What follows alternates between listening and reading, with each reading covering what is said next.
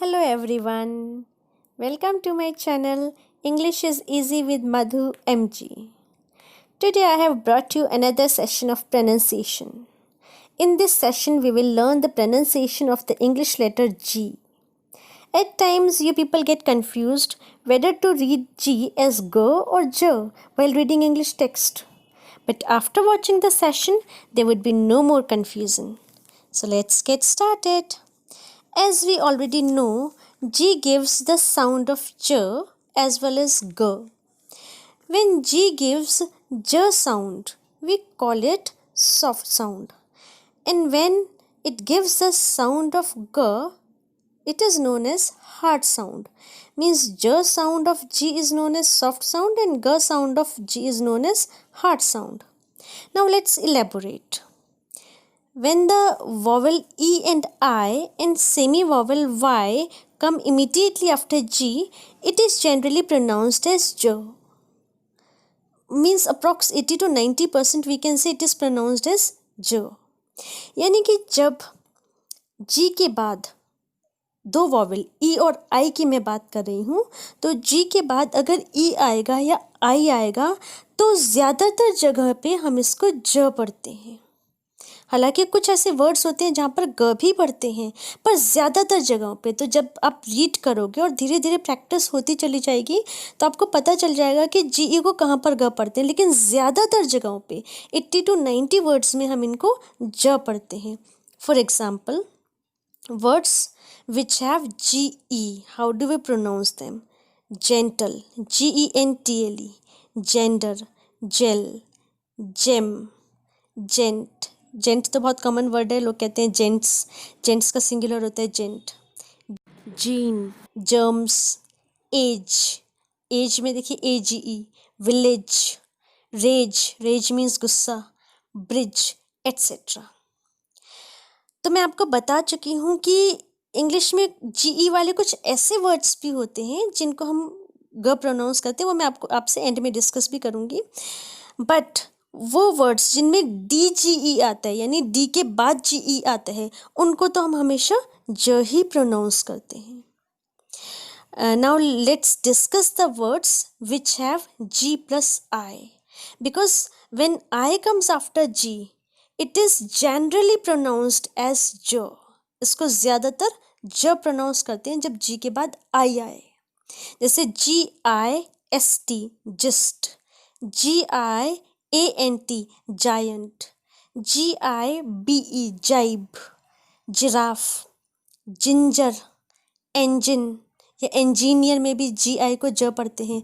Fragile, imagine, logic, margin, reason, tragic, religion, Gypsy.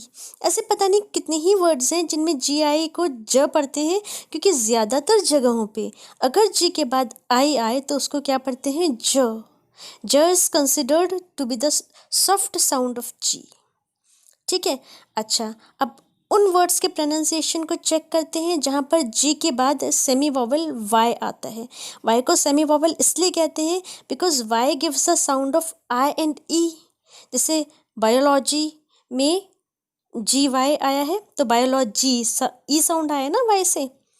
ठीक है. या जब हम कहते हैं माय तो माय में Y जो है वो I का साउंड देते हैं इसलिए Y को सेमी वॉवल कहते हैं. और जब ये सेमी वॉवल G के बाद आता है तो वहाँ पर हम इसको ज प्रोनाउंस करते हैं. So when Y comes immediately after G, it is most often read as J. For example, biology, gym, GYM, gym, energy, ENERGY. G के बाद Y आया तो हमने इसे ज पढ़ा, एनर्जी. एफिजी पुतले. अभी दशहरा आने वाला है, उसमें एफिजी बनेंगे ना, रावण के, कुंभकर्ण के, मेघनाथ के. तो effigy. Stingy means माइजर. Zip, GYP, zip means a fraud. Strategy. ठीक है. तो ज़्यादातर जगहों पे GY को ज पढ़ते हैं लेकिन अगर डबल GY हो तो ग पढ़ेंगे. अगर डबल G हो उसके बाद Y आए तो हम उसको ग पढ़ते हैं. जैसे फॉगी या पिगी बैक. पिगी बैक पता है ना, जब पीठ पे किसी को लाद के ले जाते हैं. कई बार आप देखते हो कि कभी बच्चों को भी हम पीठ पे ले जाते हैं, है ना, तो उसे कहते हैं पिगी बैक. तो इस तरह के जो वर्ड्स हैं जिनमें डबल वाई के डबल जी के बाद वाई आता है, तो वहाँ पर हम ग पढ़ते हैं, ज नहीं पढ़ते हैं। ठीक है। अच्छा, अगर जी के बाद कोई भी और अल्फ़ाबेट आ जाए आई, ई या वाई को छोड़कर, तब तो प्रोनाउंसिएशन ग ही होता है। ठीक है। अगर जी के बाद आई, ई और वाई को छोड़ के कोई भी और लेटर आ जाए तब हम उसको ग पढ़ते हैं, हार्ड साउंड देते हैं ये। ठीक है। अच्छा, अब ऐसे कुछ वर्ड्स देखते हैं जो हार्ड और सॉफ्ट साउंड दोनों इंक्लूड करते हों जी के। तो words which support hard and soft sound of G are gigantic. देखो, जी आई से जाय की आवाज़ आई, फिर जी ए से ग की आवाज़ आई, जी के बाद ए आया है ना, तो ग की आवाज़ आ रही है, तो जाइगेंटिक गराज, जी ए ग फिर R A G A garage. जैसे गार्बेज, जी ए आर गार, और बी ए फिर जब जी के बाद ई आ गया तो उसे ज पड़ा, गार्बेज। बैगेज, बी ए फिर जी के बाद ए आया तब तो ग पड़ा, और जी के बाद ई आया तो ज पड़ा, बैगेज। रीगर्जिटेशन का मतलब उल्टी करना भी होता है, तो रीगर्जिटेशन, जी यू को ग पड़ा और जी आई को ज पड़ा, रीगर्जिटेशन। Luggage, etcetera. तो काफ़ी सारे ऐसे वर्ड्स हैं जो हमें बताते हैं कि जी के बाद कोई और वॉवेल आ जाए आई, ई या और वाई को छोड़कर, या कोई और लेटर आ जाए तो ग पढ़ेंगे। ठीक है। लेकिन जी के बाद आई आता है, ई आता है या वाई आता है तब आपको ध्यान में रखने हैं, क्योंकि जी के बाद आई, ई या वाई सॉफ्ट साउंड देते हैं, यानी कि ज का साउंड देते हैं। ठीक है। अच्छा, अब मैं उन वर्ड्स की बात करूँगी which break the rules of soft and hard sound of G. वो वर्ड्स जो ये जो रूल है ना कि भाई जी आई, जी ई और जी वाई को ज पढ़ेंगे, और जी के बाद कोई भी और लेटर आ जाए इंग्लिश का या जी अकेला हो तो उसको ग पढ़ेंगे। तो ये इस रूल को ब्रेक करने वाले कौन से वर्ड्स हैं? जैसे फिंगर, FIN के बाद GE आया लेकिन हमने इसको ग पढ़ा है, finger. Linger, girl, GIRL, girder, GIRDER।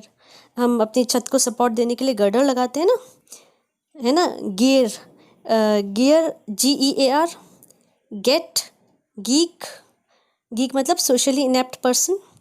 तो ये इसी तरह के और आपको थोड़े बहुत वर्ड्स मिल जाएंगे जिनमें जी के बाद ई या आई आ रहा है लेकिन हम उसको ग पढ़ रहे हैं। लेकिन आई होप कि still this video must have helped you a lot in recognising the pronunciation of G as ज और एज ग, क्योंकि ज़्यादातर जगहों पे जी के बाद आई, ई, वाई को ज पढ़ते हैं, और 99% जगहों पे जी के बाद कोई भी और लेटर आ जाए इन तीन को छोड़कर तो ग पढ़ते हैं। ठीक है guys, so just read the English text and practice the pronunciation. If you have any problem, please ask me below in the comment section. That's all for today. Enjoy the festival season. Take a good care of yourself. Bye bye.